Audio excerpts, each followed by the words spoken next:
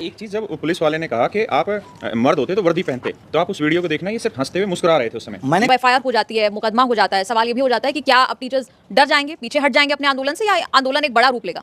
नहीं, एफआईआर से नहीं डर रहे हैं, और एफआईआर का हम सबको पहले से भी पता था कि एफआईआर तो होनी होनी है, क्योंकि सरकार ये पहला कदम उठाती है। लेकिन ना तो पुलिस की मार से डरते हैं, अगर लिमिट में मारा जाए तो, जो कल मारा गया तो उससे नहीं डर है, वो सब झेला जाएगा। एफआईआर का भी कोई दिक्कत नहीं है। नहीं तो मैम खुद भी वकील हैं, तो सारे बच्चों पे भी जो एफआईआर हो रही है उसको भी मैम टैकल कर रही है, इनकी टीम टैकल कर रही है। टीचर्स पे जो एफआईआर हो रही है उनको भी टैकल किया जा रहा है, तो वो बड़ा इशू नहीं है हमारे लिए। मैम उतना सब पहले भी झेलती आई हैं, पीछे भी जितने भी इस तरह के प्रोटेस्ट हुए उनमें मेन इशू ये है कि आउटकम नहीं आ रहा, और आउटकम जो आना है वो तब आना है जब हमारी डीओपीटी मंत्री से बात होगी या डीओपीटी के अधिकारियों से बात होगी। अभी हमारी एक्चुअल में जो मांग है, जिन आदमियों से हमें अपना हक लेना है, हम डायरेक्टली उन आदमियों तक ही नहीं पहुंच पा रहे, अपनी बात डायरेक्ट तक नहीं पहुंचा पा रहे हैं, तो फिर कैसे होगा? अभी मेरे बहुत सारे ऐसे स्टूडेंट हैं जो डीओपीटी मंत्रालय में काम करते हैं, तो मेरी उनसे बात हो रही थी, तो उन्होंने कहा कि सर यहाँ तो जो आईएएस लोग भी उनको अभी लोग में उनको कुछ पता ही नहीं है इस मैटर के बारे में। सोशल मीडिया पे आंधी चली हुई है, सांसद आपकी वीडियो शेयर कर रहे हैं, आप कह रहे हैं सरकार को पता नहीं है, डीओपीटी मंत्री को पता नहीं है। कह रहे हैं कि सर ये तो सिर्फ पुलिस ये कर रही है कि आपको यहाँ से उठा के यहाँ से उठा के यहाँ, ये तो पुलिस खेल रही है आपके साथ। अभी आपका रिप्रेजेंटेशन हमारे पास तो आया ही नहीं, हमारे पास तो किसी पुलिस की तरफ से इस तरह से कोई भी इन्फॉर्मेशन ही नहीं है। तो मेरा सवाल दिल्ली पुलिस से यही है, सवाल नहीं, हाथ जोड़ के प्रार्थना है, आप एफआईआर किया, हम स्वागत करते हैं, हमारे साथ जो बदसलूकी हुई स्वागत करते हैं। बस एक काम तो दिल्ली पुलिस करा ही सकती है कि जिनसे हम मिलने गए थे एटलीस्ट हमें उनसे मिलवा तो दिया जाए। सिर्फ 4 लोग जा रहे थे मिलने के लिए, वो 18 से 20 सेकंड का एक टाइम था, जिस समय पे ये तय हो गया था कि आप 4 लोगों को भेज रहे हैं, और हम भी श्योर हो गए थे कि 4 ही लोग जाएंगे। लेकिन उस 18 से 20 सेकंड के इंटरवल पे एक आंधी आती है पुलिस की, और उसमें बहुत सारे पुलिस वाले होते हैं, और आप जानते हैं फोर्स के आदमी का हाथ कितना मजबूत होता है। और जो पढ़ाने वाले टीचर हैं वो सब, मैं तो किसान का बेटा हूँ, तो हमें तो मिट्टी का रंग पता है, और हमने तो गर्मी झेली हुई है। लेकिन नीतू मैम हो, अभिनय सर हो, ये लोग तो इसी में रहने वाले लोग हैं। मैम को कहाँ से धकेल के खींच के लाए हैं, इतने टीचर उनके कानों पे ऐसे झापट लगे हैं, 3-3 दिन तक सूझे रहना उनको, तो उनकी क्या हालत होगी। लेकिन चलिए वो सब भी झेला जाएगा। अब असली लड़ाई ये है कि अब हमारी आवाज़ वहाँ तक पहुँची या नहीं पहुँची हमें नहीं पता। अब या तो ये सरकार का काम है कि हमारी मुलाकात कराए उन अधिकारियों से, डीओपीटी मंत्री से, कि हम अपनी बात वहाँ रख पाएँ।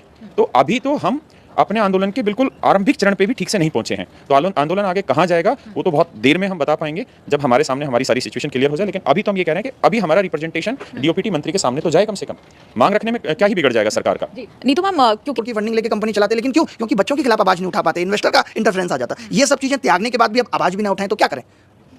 जी राकेश सर, आप क्या कहेंगे? आखिरी बात अपनी सरकार से, बहुत चर्चा हुई, बहुत तस्वीरें देखने को मिली। मैं एफआईआर देख रही थी, उसमें ये भी लिखा गया कि कुछ लड़के, कुछ लोग पार्लियामेंट हाउस ब्रीच कर सकते थे। इससे सिक्योरिटी का मसला जो है वो ज्यादातर बनता हुआ दिख रहा है इसमें मुझे। नहीं, इसमें था क्या मैम कि टोटली 30 आदमी थे टोटल, उन 30 के अलावा बाकी मीडिया पर्सन थे। अगर टोटल कुल मिला के गिनती करें तो 40 लोग थे मैक्सिमम, और उनमें सारे के सारे टीचर्स थे, एक भी सिंगल स्टूडेंट नहीं था। तो ये कहना कि हम किसी तरीके की कोई हरकत कर देते, पहली चीज़ कि हम सब वो लोग हैं जिनके यूट्यूब चैनल पे 8-8, 10-10 मिलियन सब्सक्राइबर हैं, तो हम ऐसे लोग नहीं है कि जिनको वहाँ अननोन लोग हैं और जिनको जाके वहाँ कुछ हंगामा करना है। जिन लोगों ने, पुलिस ने जो हमारे साथ सलूक भी किया, तो उसके बाद वो पुलिस वाले हमसे सॉरी भी बोल रहे थे, क्योंकि हमसे ही तो पढ़ के गए हुए, हम जैसे टीचरों ने तो पढ़ा रखा है, जितने बच्चे तो सारे मुझे पढ़े हुए हैं, मैम से पढ़े हुए, सच पढ़े, तो सबने सॉरी बोला, बस में बैठ के सॉरी बोला कि करें क्या सर, हम भी अपनी नौकरी कर रहे हैं, और वो जितने सपोर्ट कर सकते थे कर रहे थे। तो ये तो सरासर मतलब बेहुदगी है कहना कि वहाँ कोई भी गलत हरकत हो सकती थी, बिल्कुल नहीं हो सकती थी। उन्होंने खुद आश्वासन दिया कि ठीक है, हम साहब से बात करते हैं, अफसर से बात करें, डीसीपी साहब से बात कर रहे हैं, और 4 लोगों को परमिशन देंगे। उस मैंने कहा कि 18-20 सेकंड का टोटल टाइम लगा था इस परमिशन की बात करने में, और इतने में ही सब कुछ हो चुका था। दूसरी चीज़ ये है कि हमारा पहला काम ये था कि हम पूरे भारत के युवा को एक साथ अपनी आवाज़ पहुंचा दें। हमने पहुंचाई, हमने मीडिया न्यूज़ चैनल तक पहुंचा दिया, अभी भी हम वही काम करने लग रहे हैं। अब जो गेंद है ना वो हमारे पाले में नहीं है, वो गेंद है सरकार के पाले में, वो गेंद है डीओपीटी मंत्रालय के पाले में। अब डीओपीटी मंत्रालय क्या जवाब देता है, इसके ऊपर हमारा एक्शन रहेगा। अगर जैसे इस समय बहुत सारे बच्चे इसलिए बैठे हुए हैं, अपने घरों पे भी परेशान हो रहे हैं, कुछ बच्चे जंतर मंतर पे भी इकट्ठे हो रहे हैं सुबह से, वो समझ नहीं पा रहे कि आगे करना क्या है। टीचर गाइड नहीं कर पा रहा है, टीचर गाइड इसलिए नहीं कर पा रहा क्योंकि टीचर ने अपने हाथ से बॉल सजा धजा के डीओपीटी की तरफ फेंक दी है, वो फेंकी सोशल मीडिया के थ्रू, आप जैसे मीडिया न्यूज़ चैनल के थ्रू। अब डीओपीटी मंत्रालय जवाब देगा कि उनको क्या करना है क्या नहीं। और दूसरी चीज़ ये है कि ये जितने भी टीचर्स हैं, जैसे बहुत सारे सोशल मीडिया हैंडल ऐसे हैं जो एंटी कैंपेनिंग भी हमारे स्टार्ट करने लग गए हैं। अभी मैं देख रहा था कि मुझे लगता है कि शायद कल ट्रेन भी कराएंगे ये लोग, कुछ अपोजिशन जो हमारे अपोजिट हैं, जो कोचिंग माफिया बोल रहे हैं वो।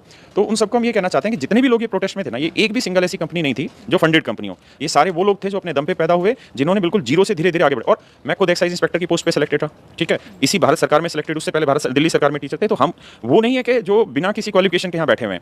आज के समय में जितनी भी ऐसी एजुकेशनल कंपनियां हैं, एडटेक हैं, जिन्होंने फंडिंग ले रखी है, एक भी फंडिंग कंपनी का ओनर बाहर आके जवाब नहीं निकाल पाया, एक भी सिंगल आदमी आके बोल नहीं पाया है, या कुछ जो लेने वाले हैं वो भी नहीं निकाल पा रहे हैं। तो यहाँ तो वो वाला सवाल भी नहीं जो अभिनय सर ने कहा, तो यहाँ तो ईमानदारी से काम होने लग रहा है। और अब हम तो बस एक चीज़ चाहते हैं, हमारी आवाज़ उन तक पहुंच गई है, कल शाम को सब तक पहुंची है, जब पूरा देश सुन रहा है, दूर दूर के गांव के बैठे हुए लोग फोन करने लग रहे हैं, अरे भाई क्या हुआ, जिनको कोई पता भी नहीं होता, तो सरकार तक ये बात पहुंच गई है। सरकार को ये समझना होगा कि आप एक ब्लाइंड बच्चे को, एक अंधे बच्चे को जम्मू से सेंटर देते हैं एग्जाम का दिल्ली, एक अंधा बच्चा जम्मू से दिल्ली आता है और जब वो दिल्ली आता है तब उसे पता चलता है कि उसका सेंटर बदल दिया गया है, दिल्ली नहीं, अब वो वापसी जाने लग रहा है। तो आप सोचिए क्या वो बच्चा देगा एग्जाम? नहीं। अब आप ये सोचिए एक बच्चा है या एक बेटी है, लड़की है और वो राजस्थान की रहने वाली है, उसका एग्जाम सेंटर डाल दिया गया अंडमान। अंडमान जाने का कितना खर्चा लगेगा? आज के टाइम में फ्लाइट भी करेगा 20-25 हज़ार रुपये मिनिमम खर्चा लगेगा। एक बच्चा जो 99 रुपये का कोर्स नहीं ले पा रहा है वो यूट्यूब पे पढ़ने लग रहा है। हमारे यूट्यूब पे सब्सक्राइबर क्यों है? कोई हम आप लोगों की तरह कोई न्यूज़ चैनल की बातें थोड़ी बताते, करंट अफेयर थोड़ी बताते, हम पढ़ाते हैं यूट्यूब पे फ्री खड़े होकर वहाँ पे। तो बच्चा इसलिए हमसे 8-8, 10-10 लाख, 80-80, 90-90 लाख जुड़ा 8-8, 9 मिले। अब सोचिए 25,000 रुपये एक बच्चा या बच्ची देगी और जो यहाँ से दिल्ली से जाएगा, राजस्थान से जाएगा अंडमान, कैसे पॉसिबल हो सकता है? उस भारत के गाँव से जहाँ आज भी लड़की को अकेले नहीं निकलने दिया जाता है, लड़की के साथ उसका भाई जाएगा, उसकी माँ जाएगी, और आप उससे उम्मीद कर रहे हैं कि एक लड़की वहाँ जाए और फिर एसएससी की तरफ से जवाब ये आता है कि हम अपने टाइम पे धक्के खा के जाते थे। अरे सर, आप अपने टाइम पे धक्के खा के जाते थे तो आप अपनी औलाद को भी तो एक दिन धक्के खिला दीजिए, एक दिन उनको भी तो भेजिए। भाई यहाँ जितने भी बच्चे हैं वो किस बैकग्राउंड के हैं? कोई प्राइवेट स्कूलों के पढ़े हुए थोड़ी बच्चे हैं, सारे सरकारी स्कूलों के पढ़े हुए बच्चे हैं।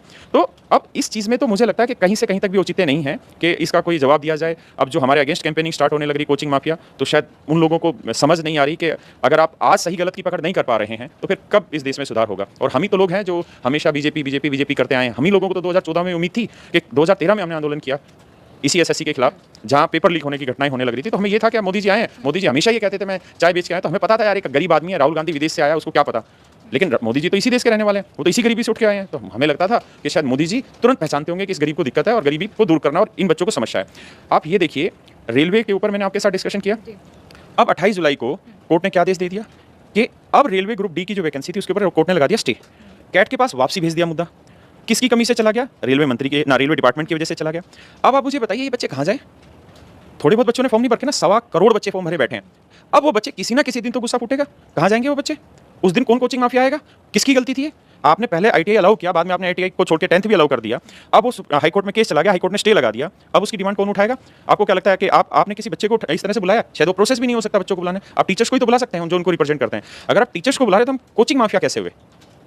हमें माफिया कहना कैसा हुआ? अगर हम माफिया होते तो शायद हमारी इतनी अप्रोच होती कि हम इतनी देर में पहुंच चुके होते और हम सरकार तक बात कर चुके होते बैकडोर के दरवाजे से। हमें तो सरकार में कोई रास्ता ही नहीं बात करने का। नीतू मैम और अभिनय सर, आप सोशल मीडिया और यूट्यूब क्या है, तब मेरे वीडियो आ चुके थे, ठीक है, तो ऐसा कोई वायरल वाली बात नहीं है। एक चीज, जब पुलिस वाले ने कहा कि आप मर्द होते तो वर्दी पहनते, तो आप उस वीडियो को देखना, ये सिर्फ हंसते हुए मुस्कुरा रहे थे उस समय। मैंने कुछ जवाब नहीं दिया। मैंने सोचा कि कोई बात नहीं, इस वक्त मोमेंटम ऐसा है, अपना इमोशनल इंटेलिजेंस लगाया और शांत रहे। मैं आपको सारी बातों का कंक्लूजन बताता हूँ। ये है आगे आने वाले वक्त में आप होगा क्या होगा? ये तो अब मैं आपको एक चीज़ बता देता हूँ, ऐड कर देता हूँ, आपके व्यूअर्स को बता देता हूँ कि कल जब हम वहाँ से आए तो डीसीपी साहब ने खुद कहा कि आप हमें 2 दिन का वक्त दीजिए और हम आपकी बात डीओपीटी तक पहुँचाते हैं और आपको बता देंगे।